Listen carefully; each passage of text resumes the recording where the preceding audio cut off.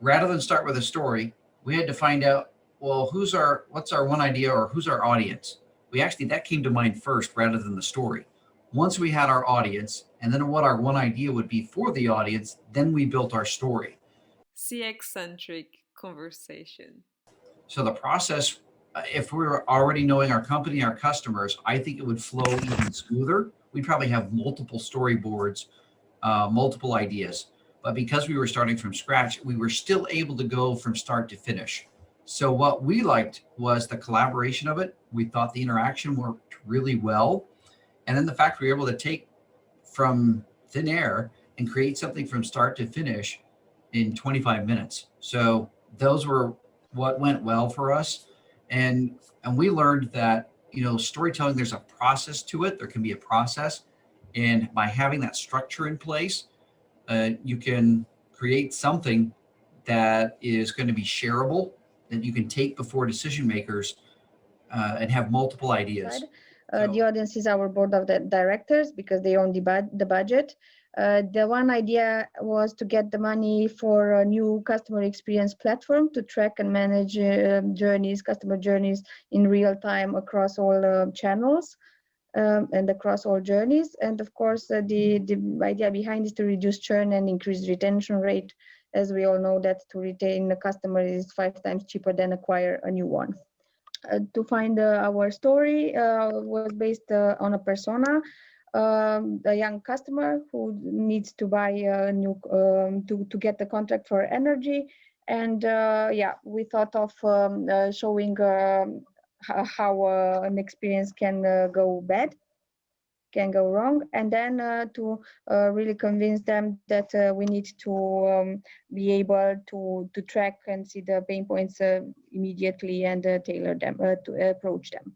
We were aware that we need to identify what our board of directors care about, meaning, as they all do, about the return on investment and how fast can you do that.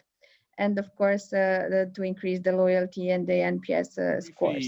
We had a great conversation. We were really talking about a very specific incident that was witnessed by somebody in the group, where an employee was very, let's say, uncaring and unhelpful to a customer who was essentially buying a very low value product and paying for it in coins and in cents, and the cashier was essentially rejecting that money in a way.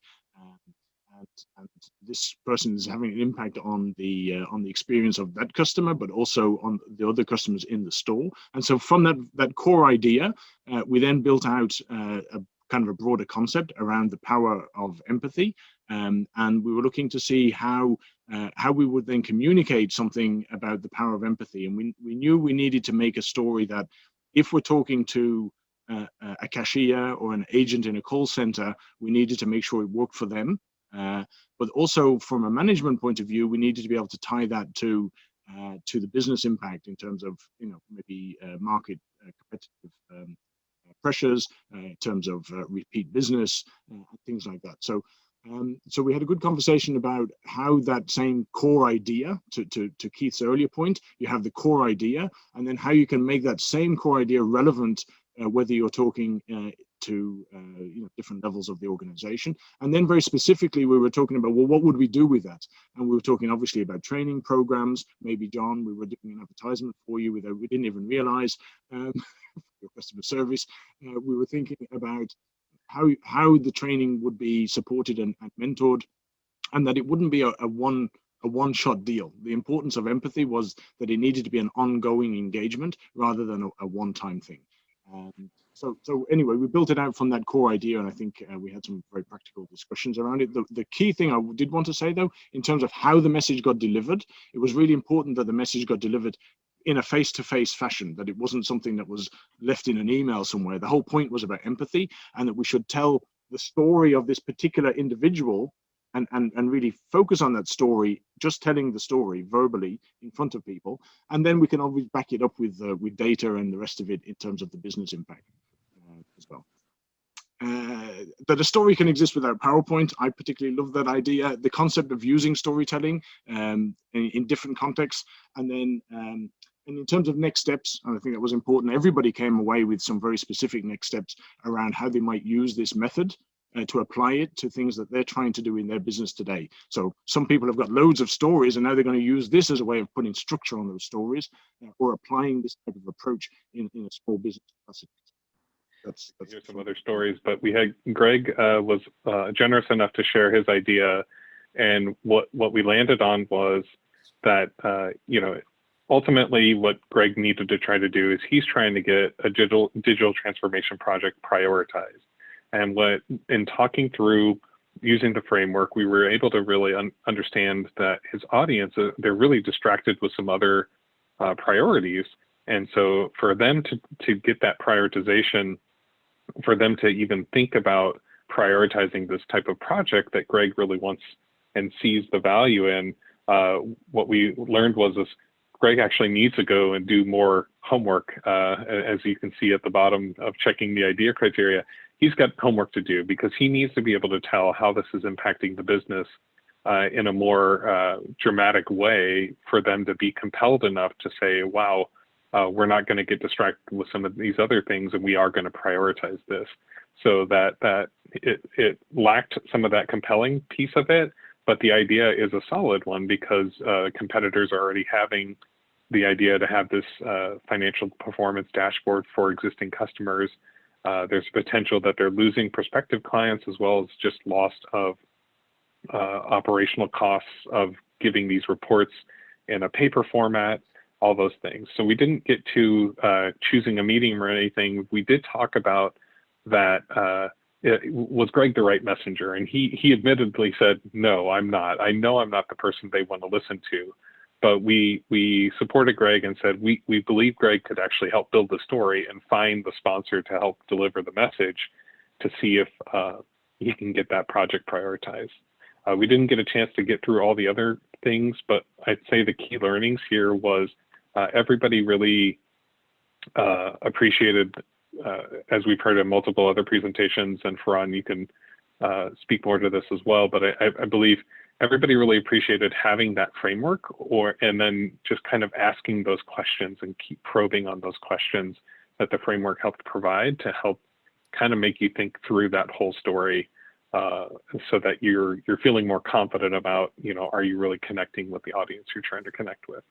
Yeah, I think just quickly to add one point, I think this framework really creates a complete picture, a 360 degree of you can pick up any issue. It doesn't need to be a story around, it can actually, what I realized, you can pick up any issue that you have or any problem that you have that you're trying to solve, and you can use this particular framework to create a complete story around it and sell it quite logically to your audience. As we all know, the employee experience is so tied into the customer experience. They're deeply correlated. So we actually talked about experience that I've had with working with the employee journey, and the story is about a small insurance company that wanted to transform their website, but before they did, they really thought about who would interact with their website, and often prospective employees are taking a look at the website to see who is this company. But as we actually took a look at the employee journey, we had Cody and Wade, some of their recent hires, do a journey mapping workshop where they told us the moments that were really meaningful. And so we found, sure, they looked at the website, but really the interaction with people and the interviews that they had where they got to know who'd be on their team and who they'd work with were really powerful. But what was most powerful was that the final part of the interviews was in person, and they got a chance to meet the CEO face to face. And the CEO took the time to write down the names of the employee's family, including their wife and children. And so it made a tremendous difference for that future hire. And so when we looked at how can we future state that experience, what could we do to even heighten it even further? Sure, there were moments to fix in the process, but what was really impactful was that CEO, since COVID has happened, he's gotten very comfortable with video. And so now he's recording himself on video. After the employee accepts the position, he then creates a video just for that employee to send over email that says, "Hey, Cody, welcome to our organization. We're so excited to have you be joining us next Monday. Look forward to seeing you soon, and say hi to Martha and the kids for me." And so in that story, what we saw was the emotional connection of that moment what was really the key idea that people zoomed in on, because they appreciated kind of the magic and the unexpected wow moment. And that was kind of an interesting learning from our, as we looked at and kind of diagnosed what was important. Sure, there's a lot of detail in terms of what happens in the employee journey, all the different moments that matter, sharing the difference between a current state and a future state. But it was really the emotional experience that captured people's imagination. Because I think the others in my group would agree that we had a great session.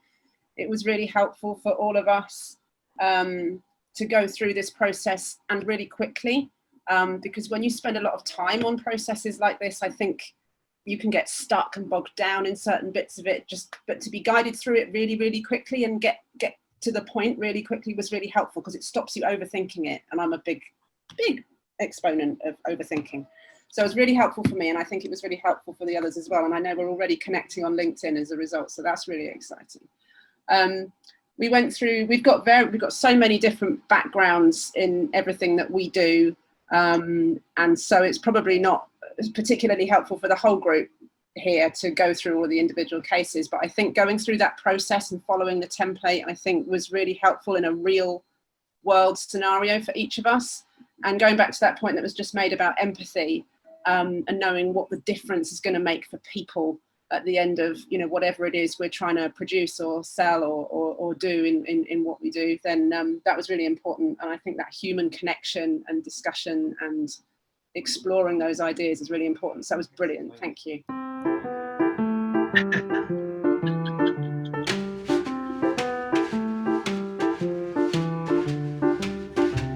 My baby don't care for clothes. My baby don't care for shows.